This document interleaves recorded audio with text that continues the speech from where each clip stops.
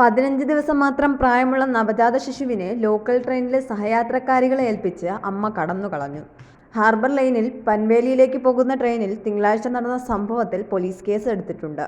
കുഞ്ഞും ലഗേജുമായി യാത്ര ചെയ്യുകയായിരുന്ന സ്ത്രീ തനിക്ക് സീവുഡ് സ്റ്റേഷനിലാണ് ഇറങ്ങേണ്ടതെന്നും സഹായിക്കണമെന്നും സഹയാത്രക്കാരായ 2 സ്ത്രീകളോട് അഭ്യർത്ഥിച്ചിരുന്നു. അതോടെ ജൂയിനഗറിൽ ഇറങ്ങേണ്ടിയിരുന്ന സ്ത്രീകൾ അവരുടെ യാത്ര സീവുഡ്സ് വരെ നീട്ടി. ട്രെയിൻ സീവുഡ്സിലെത്തിയപ്പോൾ അവർ 2 പേരും ആദ്യം പുറത്തിറങ്ങുകയും യുവതി കുഞ്ഞിനെ അവർക്ക് കൈമാറുകയും ചെയ്തു. തുടർന്ന് ലഗേജ് എടുക്കാനെന്ന വ്യാജേന അവർ സീറ്റിനടുത്തേക്ക് പോയെങ്കിലും തിരിച്ചു വന്നില്ല. അതിനിടെ ട്രെയിൻ ചലിച്ചു തുടങ്ങി.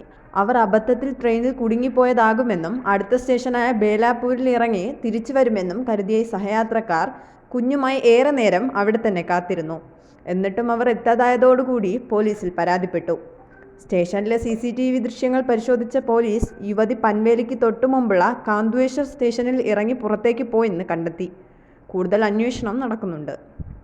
കഴിഞ്ഞ ദിവസം താനെ ഭിവണ്ടിയിൽ 3 ദിവസം പ്രായമായ കുഞ്ഞിനെ റോഡരികിൽ ബാസ്ക്കറ്റിൽ ഉപേക്ഷിച്ച് കടന്നുകളഞ്ഞ മാതാപിതാക്കളെ 24 മണിക്കൂറിനകം പോലീസ് പിടികൂടിയിരുന്നു.